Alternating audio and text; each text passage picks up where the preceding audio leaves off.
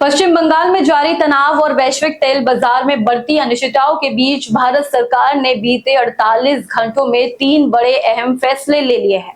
नमस्कार, आप देख रहे हैं न्यूज बीन। मैं हूं आपके साथ काजल। सरकार ने सोना चांदी पर इंपोर्ट ड्यूटी बढ़ा दी है, दूध की कीमतों में इजाफा कर दिया है और चीनी के निर्यात पर भी रोक लगा दी है। इससे आशंका यह मजबूत होती है कि आने वाले दिनों में पेट्रोल, डीजल और एलपीजी रसोई गैस की कीमतों पर भारी असर पड़ेगा। हालांकि केंद्र सरकार ने फिलहाल ईंधन कीमतों में बढ़ोतरी के कोई स्पष्ट संकेत नहीं दिए हैं, लेकिन प्रधानमंत्री नरेंद्र मोदी की ईंधन बचत की अपील और पेट्रोलियम मंत्री हरदीप सिंह पुरी के बयान पर ये दिखाते हैं कि सरकार हालात को लेकर गंभीर है।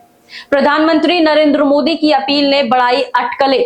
रविवार को प्रधानमंत्री नरेंद्र मोदी ने लोगों से ईंधन की खपत कम करने की अपील की थी। उन्होंने work from home, online meeting, electronic वाहनों के इस्तेमाल और जरूरत पड़ने पर स्कूलों में ऑनलाइन क्लासेस जैसे विकल्प अपनाने की बात कही थी।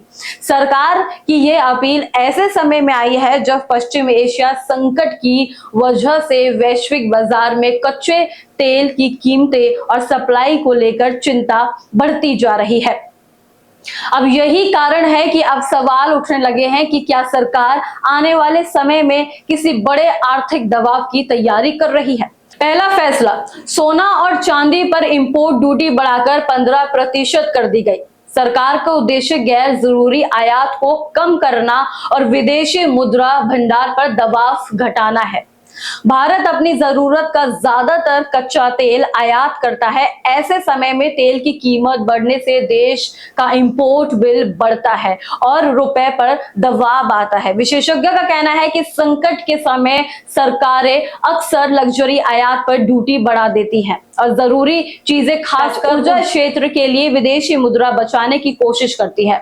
सोना चांदी पर इंपोर्ट ड्यूटी बढ़ाने के बाद मदर डेयरी और अमूल जैसी बड़ी सहकारी समितियों ने दूध की कीमतें बढ़ा दी हैं। अलग अलग वेरिएंट के दूधों पर प्रति लीटर से 1 से 5 रुपए तक की बढ़ोतरी की गई। सीमिताओं का कहना है कि खरीद और ट्रांसपोर्टेशन लागत बढ़ने के कारण कीमतें बढ़ाई गई। उद्योग विशेषज्ञों के मुताबिक वैश्विक स्तर पर ईंधन महंगा होने का असर अब रोजमर्रा की चीजों पर दिखाई देना शुरू हो गया।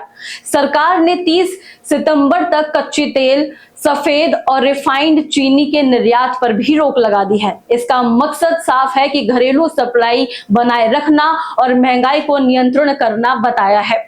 विशेषज्ञों का मानना है कि अगर वैश्विक संकट लंबा खिंचता है तो शिपिंग और ट्रांसपोर्ट लागत बढ़ सकती है, जिससे घरेलू बाजार की कीमतें तेजी से ऊपर उठ जाएंगी। ऐसे में सरकार पहले से ही जरूरी वस्तुओं की सप्लाई सुरक्षित रखने की कोशिश कर रही है।